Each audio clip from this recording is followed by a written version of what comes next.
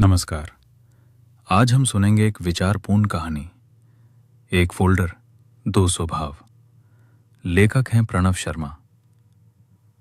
शाम के करीब 6 बज रहे थे। शहर की पुरानी मार्केट अपनी पूरी रफ्तार में थी। दुकानों के बाहर लाइटें जल चुकी थीं, ठेलों पर सब्जियां सज रही थीं, चाट की दुकान से मसालों की खुशबू उठ रही थी और सड़क पर लोग ऐसे भाग रहे थे जैसे हर किसी के पास पहुंचने की कोई आखिरी समय सीमा हो। उसी भीड़ में रोहित तेज कदमों से चल रहा था। वो इस शहर में नया था। 2 महीने पहले ही छोटे शहर से आया था। एक छोटा सा कमरा किराए पर लिया था। कुछ बचत थी और मन में बस एक बात थी, अब अपने दम पर कुछ करना है। उसके हाथ में एक नीला फोल्डर था, साधारण सा फोल्डर, लेकिन रोहित के लिए बहुत जरूरी। उसमें प्रमाण पत्रों की प्रतियां, रिज्यूमे, साक्षात्कार पत्र और कुछ मूल दस्तावेज रखे थे। अगले आधे घंटे में उसे पास के कार्यालय में साक्षात्कार देने पहुंचना था। सुबह से वो तैयारी कर रहा था, बार बार रिज्यूमे पढ़ रहा था, कमीज प्रेस कर रहा था और खुद से कह रहा था, घबराना नहीं है, बस साफ बोलना है। लेकिन समय पास आते आते उसकी चाल तेज हो गई। मोबाइल पर नक्शा खुला था, पर नेटवर्क ठीक नहीं चल रहा था। एक हाथ में फोल्डर, दूसरे हाथ में मोबाइल और आंखें कभी सड़क पर कभी स्क्रीन पर। उसी तरफ से अयान आ रहा था। वो भी एक युवा पेशेवर था। हाथ में कॉफी का पेपर कप, कंधे पर लैपटॉप बैग और मन में काम की समय सीमा का दृष्ट। वो जल्दी में था, पर उसके कदम संभले हुए थे। तभी भीड़ में से एक स्कूटर वाला अचानक निकला।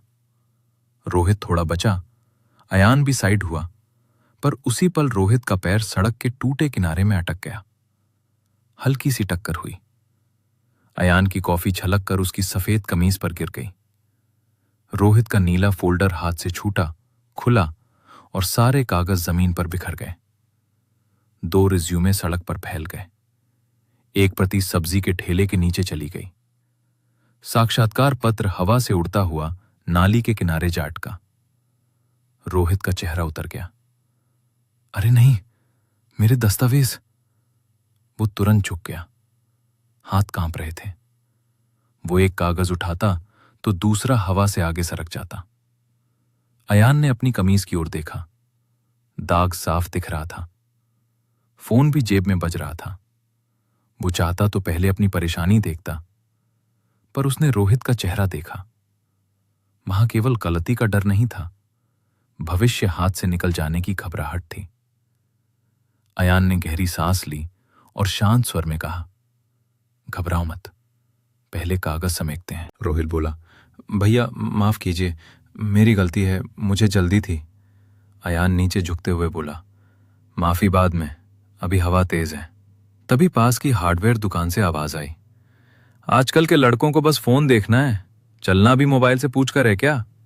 ये मधुर भाई थे, मार्केट के पुराने दुकानदार। काम में भरोसेमंद, पर स्वभाव से तेज। उन्हें कहीं पहुंचना नहीं था, फिर भी घटना देखते ही उनका स्वर सबसे ऊंचा था।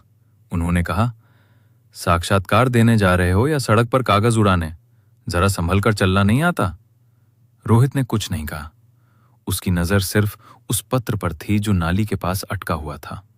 अयान ने बात अनसुनी की और बोला, वो कागज पकड़ना होगा वरना गीला हो जाएगा। रोहित आगे बढ़ा, पर अयान ने उसे रोका। तुम बाकी दस्तावेज उठाओ, मैं वो लेता हूं। भीड़ लगातार गुजर रही थी। एक बाइक वाला चिढ़कर बोला, भाई जल्दी करो, रास्ता बंद है। मधुर भाई फिर बोले, देखा, एक की गलती से सब रुक गए। अयान ने शांत स्वर में कहा, सब रुके नहीं, बस थोड़ा संभल जाएं, तो कागज भी बच जाएगा और रास्ता भी खुल जाएगा। उसकी बात में नाराजगी नहीं थी, शायद इसी वजह से असर हुआ। पास खड़े फल वाले ने खाली टोकरा आगे कर दिया। जो कागज मिल रहे हैं इसमें रख दीजिए, हवा में फिर नहीं उड़ेंगे। चाय वाले ने कहा, मैं इस तरफ खड़ा हो जाता हूं, कोई पैर ना रख दे। एक स्कूल से लौटता लड़का बोला, मैं ठेले के नीचे वाला कागज निकाल देता हूं। मदद अचानक नहीं आई थी। पहले सब देख रहे थे, फिर किसी एक व्यक्ति की शांति ने सबको याद दिला दिया कि यह तमाशा नहीं, मदद का समय है। अयान ने नाली के पास से साक्षात्कार पत्र सावधानी से उठाया। कोना थोड़ा गीला था पर अक्षर साफ थे।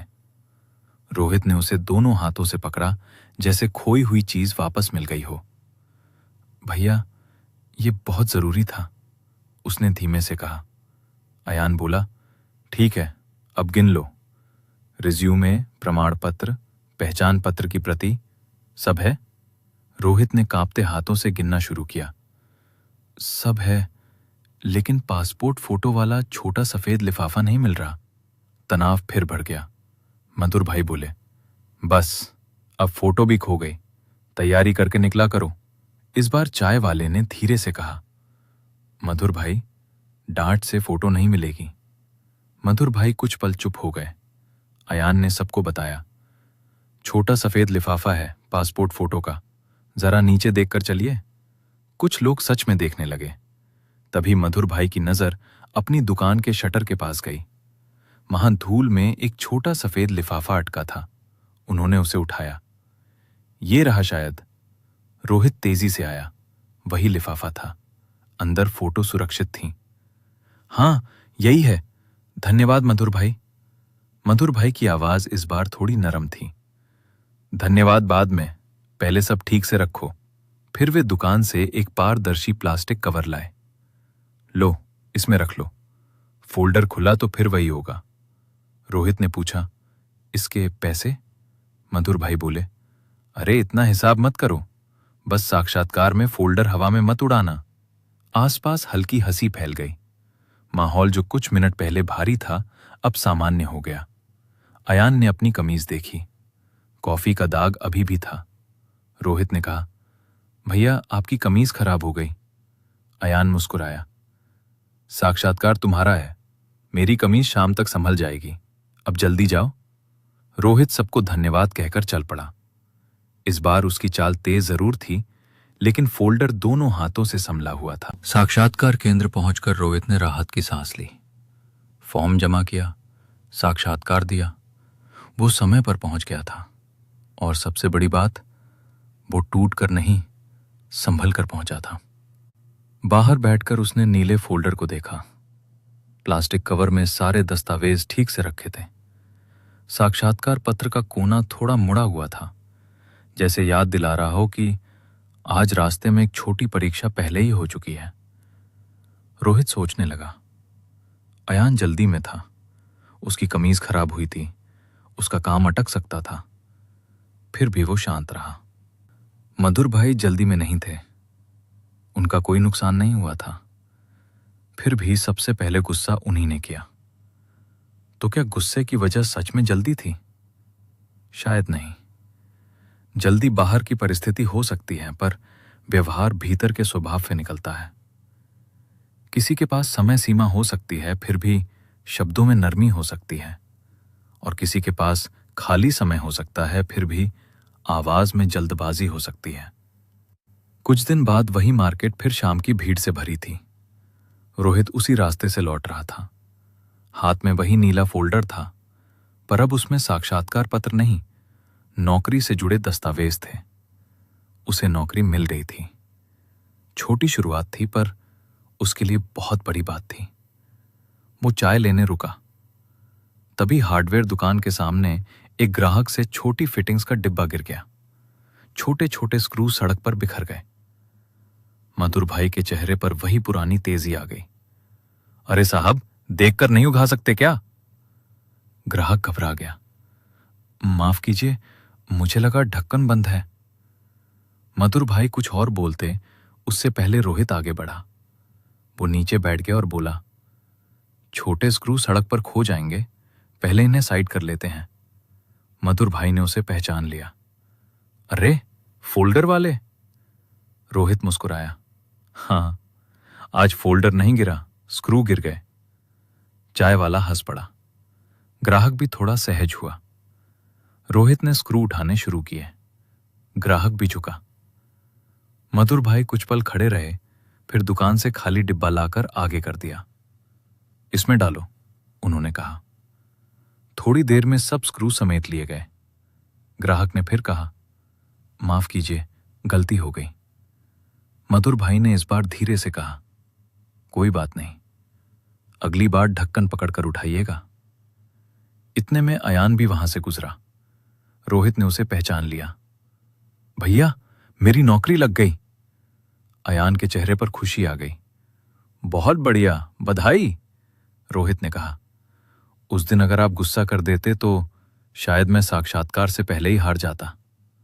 अयान मुस्कुराया। हार कागज गिरने से नहीं होती। कभी कभी हम अपने व्यवहार से किसी का हौसला गिरा देते हैं। बस उस दिन वो नहीं होने देना था। मधुर भाई चाय का कप रखते हुए बोले, और कभी कभी हम बोलने में जल्दी कर देते हैं। वो चुप्पी भारी नहीं थी, वो समझ वाली चुप्पी थी। यही तो जिंदगी है। हम सब अपने अपने फोल्डर लेकर चलते हैं।